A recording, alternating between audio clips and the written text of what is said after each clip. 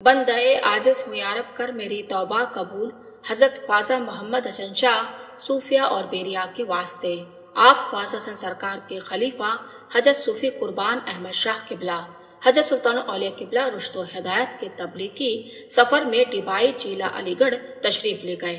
वहाँ के माहौल का जायजा लिया तो महसूस हुआ कि मुसलमानों के अखलाकी हालात निहायत अफरा तफरी और बेअमली का शिकार है।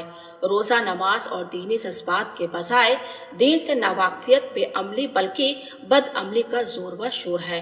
हर शख्स जंगजू है, आदाब व अखलाक तहसीब व शाइस्तगी से कोसों दूर है। बुजुर्गों की इज्जत और छोटों पर शफकत का जज्बा नापेद है। खानदानी झगड़े, नस्ली तफाखुर और जरा जरा सी बात पर मुहलिक हथियारों का बेधड़क इस्तेमाल वहाँ के रोजाना का मामूल था। सुल्तान औलिया किबला ने जब हालात का जायजा लिया तो आपको बहुत अफसोस हुआ और यहाँ के लोगों के इस्लाह के फिक्र दामंगीर हुई। आपके एक मुरीद हजरत सूफी कुर्बान अहमद शाह अनोलवी उस वक़्त मुर्शिद ग्रामी की खिदमत के लिए मुर्शिद नगर ही में रहने लगे थे। उनके बारे में हजरत सुल्तान औलिया किबला ने एक मुरीद से फरमाया, बेसौड़ी शरीफ मुर्शिद नगर से कुर्बान अहमद को बुलाओ, और उनका पता व निशान भी बता दिया। चुनांचे हजरत किबला की तलबी पर हजरत सूफी कुर्बान अहमद शाह किबला डिबाई पहुंचे और सिलसिला आलिया का काम शुरू कर दिया। हजरत सूफी कुर्बान अहमद शाह किबला का मौलूद मस्कन अनोला है। अनोला तशरीफ आवरी के मौके पर हजरत किबला का कयाम हजरत सूफी इस्लाम अहमद शाह किबला के मकान पर हुआ और वहाँ के मुअस्सिस साहिब इल्म और बावकार हजरात हजरत किबला के दामन फैज से वाबस्ता हो गए। इन वाबस्तागान में हजरत सूफी कुर्बान अहमद शाह भी थे। सिलसिला तालीम मुकम्मल करके महकमा रेलवे में स्टेशन मास्टर हो गए। इस दौरान आज़ादी वतन और तकसीम मुल्क का मरहला सामने आ गया। मौसूफ ने सरकारी तौर पर अपना नाम पाकिस्तान जाने वालों में लिखवा दिया, लेकिन किसी वजह से वहां जाना ना हो सका। अब यहाँ की सरकारी मुलाजमत भी खत्म और पाकिस्तान भी ना जा सके। इस कशमकश के दौरान एक दिन हजरत किबला की कदमपोशी के गर्ज से मुर्शिद नगर हाजिर हुए। हजरत किबला ने फरमाया कि अब कहीं जाने की जरूरत नहीं, बस हमारे पास रहो, सब कुछ मिल जाएगा। हजरत किबला के हुक्म के मुताबिक आप मुर्शिद नगर में रहने लगे। घर के कामकाज के अलावा खेतों की देखभाल आपके सुपुर्द कर दी गई। खेत में एक झोपड़ी बनाकर आपकी कयामगाह का इंतजाम कर दिया गया। सोचने का मकाम है कि उस जमाने में पढ़े लिखे और बरसर रोजगार आदमी किस तरह शाहाना जिंदगी गुजारते थे, और स्टेशन मास्टर तो उस इलाके के स्टेशन का राजा होता था। एक तरफ हजरत सूफी कुर्बान अहमद शाह किबला की शाहाना जिंदगी और अब मुर्शिद ग्रामी की खिदमत में रहकर इस कदर मेहनत व मुशक्कत का काम जिसका तस्वुर भी उन्होंने अपनी जिंदगी में न किया होगा। लेकिन कुर्बान जाइए आपकी इस पीर परस्ती पर कि वाकईतन आपने अपने आप को पीर मुर्शिद की बारगाह में कुर्बान कर दिया और इसमें बामुसम्मा बनकर एक मिसाल कायम कर दी, और इस कदर मेहनत व मुजाहिदा की भट्टी में तप कर यह सोना कुंदन बन गया। नीस मुर्शिद ग्रामी की करम फरमाई ने आपको इस कदर आला दर्जा अता फरमाया कि डिबाई जैसे सख्त बंजर जमीन में काश्त की जिम्मेदारी आपके सुपुर्द फरमाई।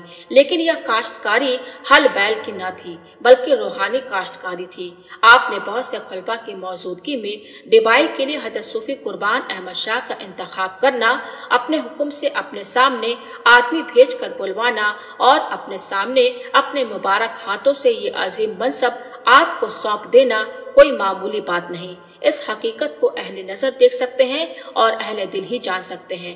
आप डिबाई तशरीफ लाए और बेमिसाल हिकमत फकीराना से यहाँ के लोगों के मिजाज को बदल कर रख दिया। आपकी खामोशी में शान जलाली और जमाली दोनों मौजूद थे। यहाँ आकर आपकी जाते ग्रामी से ऐसी ऐसी करामतों का ज़हूर होने लगा जिसका चर्चा हजरत सुल्तान औलिया किबला तक पहुँचा।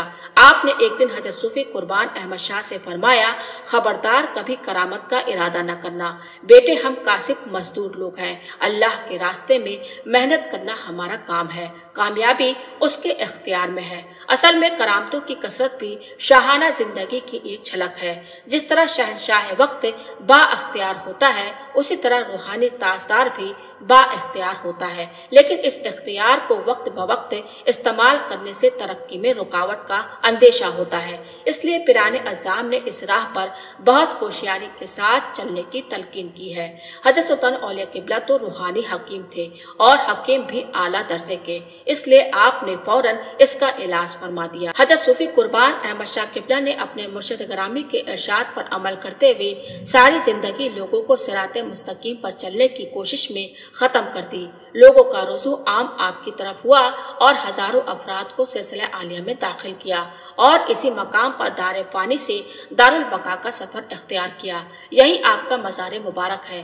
بڑے شاندار پیمانے پر عرس مبارک ہوتا ہے اور ہزاروں عقیدت مند آپ کی بارگاہ میں حاضر ہو کر نذرانہ عقیدت پیش کرتے ہیں۔ آپ کے بھانجے صوفی روح اللہ شاہ سزادہ نشیں ہوئے جو سلسلہ عالیہ کی اشاعت میں مشروف رہے۔